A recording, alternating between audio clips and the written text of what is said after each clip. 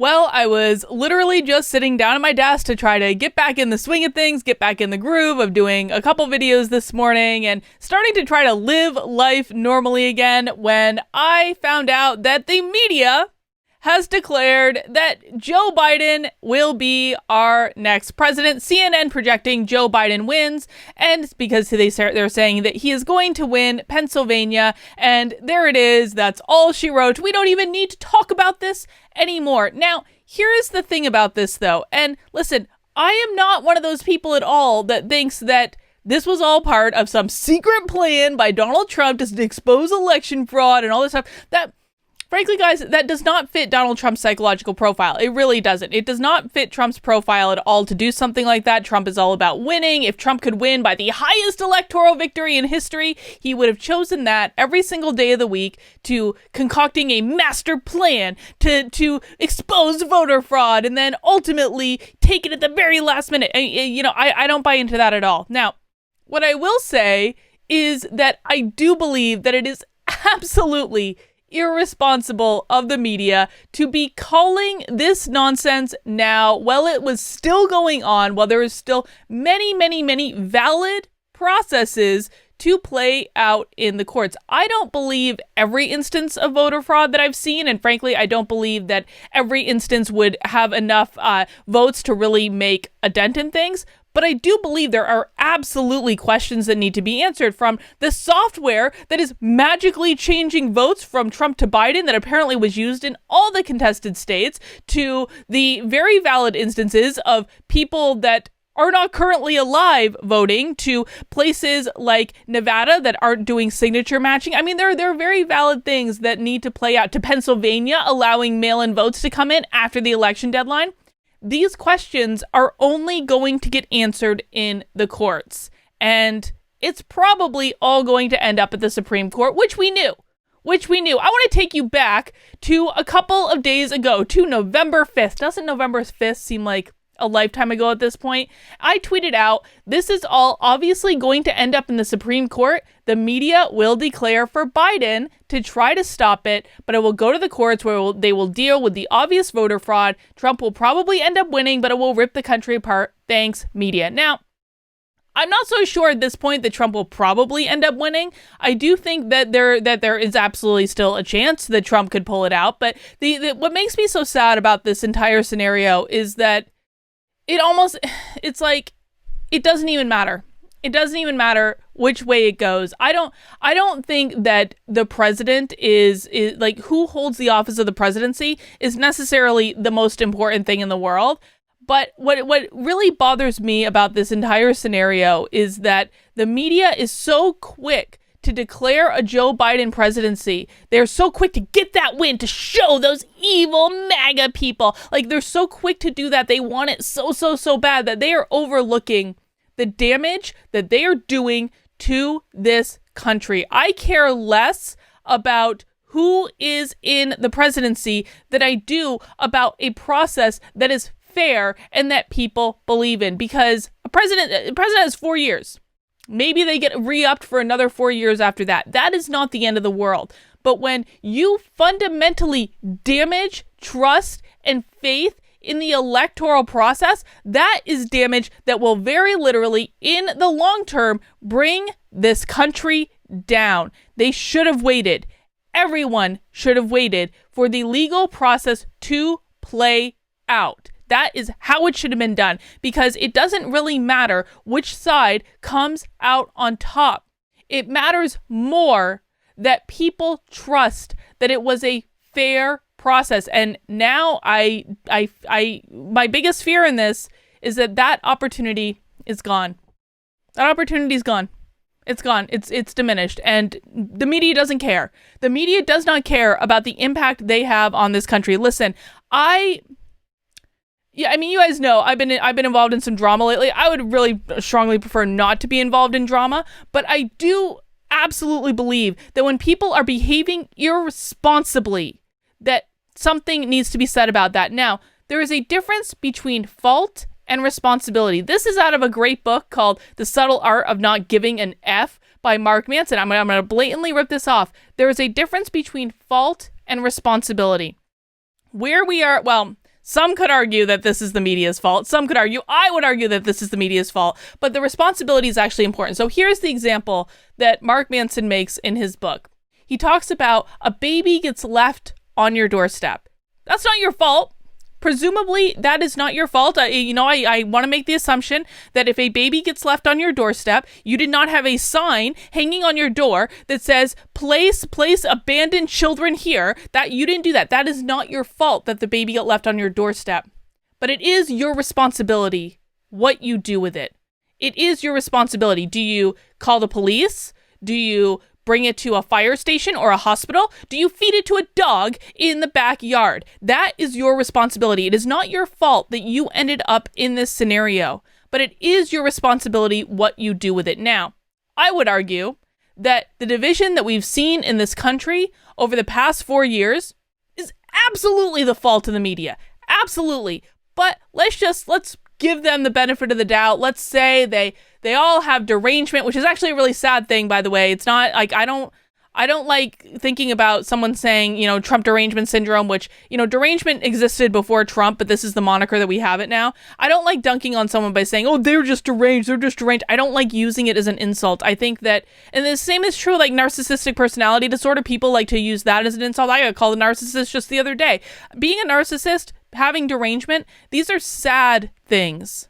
These are not happy things. These are not things to dunk on people for. They are sad things. It literally means that someone cannot see reality right in front of their face. So let's just assume that the entire media apparatus is infected with the very sad thing of Trump derangement syndrome. Okay, they don't see reality clearly. I'm still going to give them the benefit of the doubt for a second and say the situation that we find ourselves in is not actually their fault.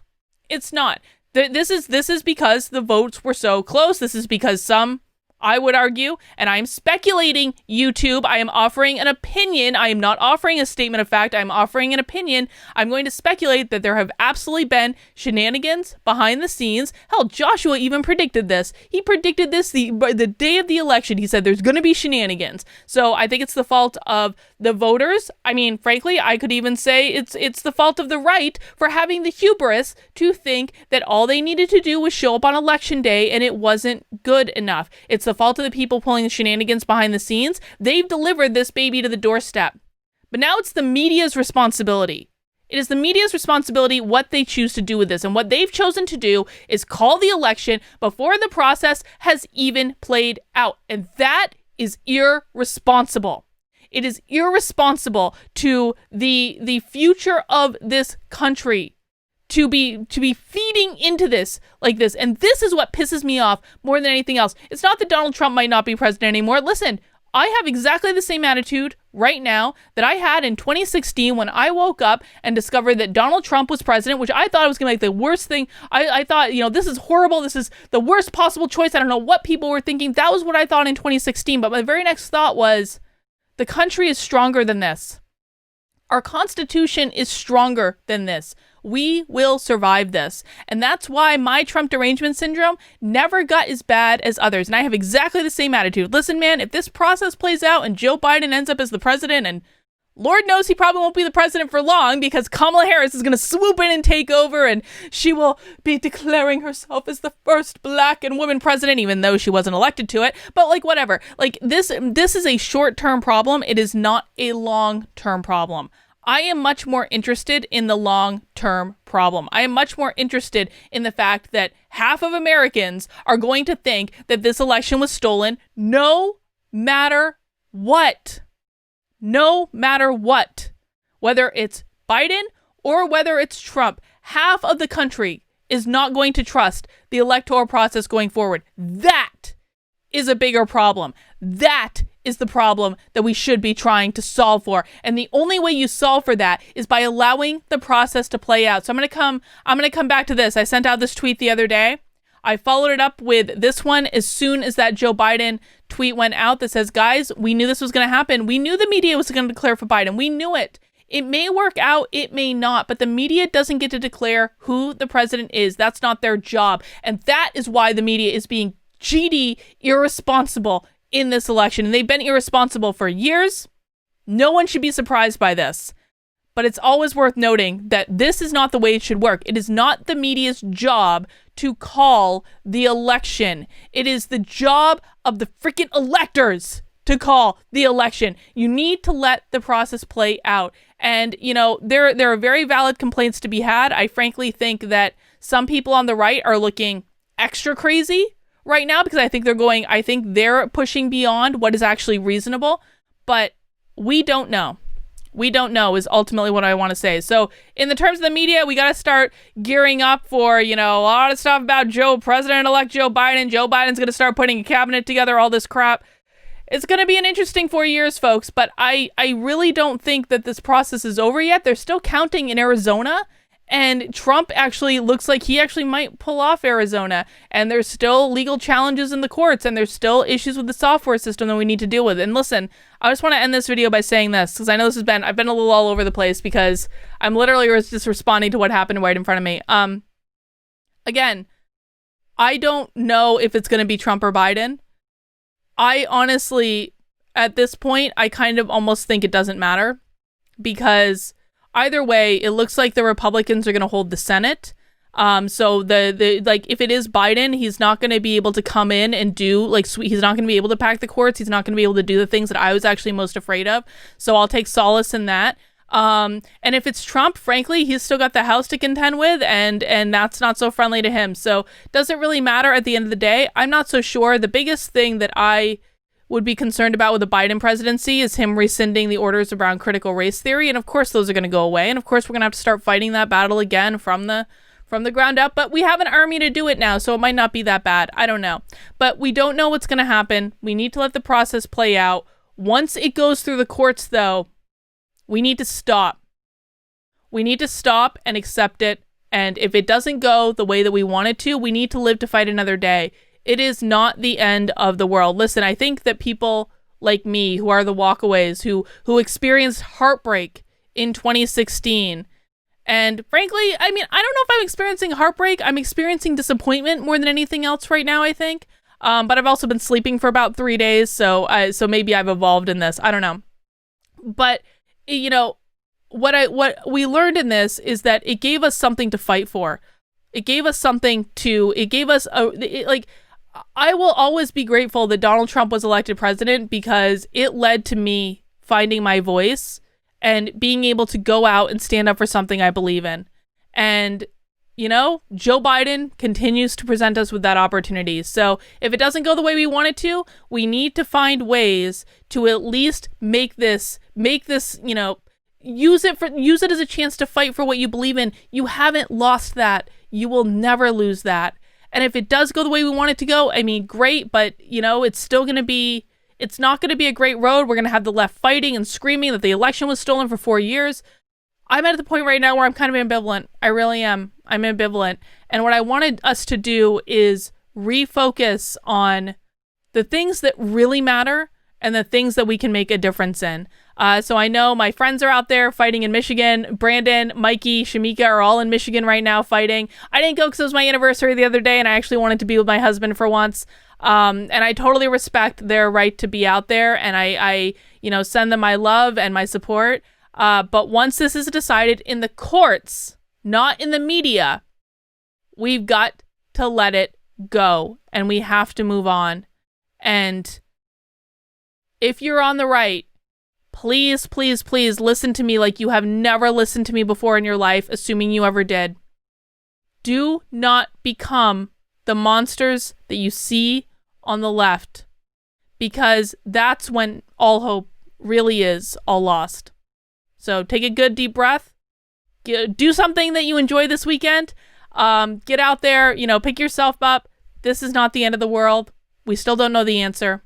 We will in several weeks, I'm sure. But regardless, we haven't lost. Here's the last thing I actually want to say. I promise this is actually the last thing this time. This election is a battle in the war. It is not the war. Okay? Regardless of if Trump is in or not, Trump ain't going away. Biden can barely even form a coherent sentence. This is not the war. This is a battle within the war. And you can't get so disillusioned that you give up fighting for what you believe in altogether just because you lost one battle. think long term, think big picture, really think about what values are the most important to you and how you, regardless of who is president, can spend the next 4 years fighting for those values, because that's what matters the most. All right, guys, that's all I've got. I'll see you soon.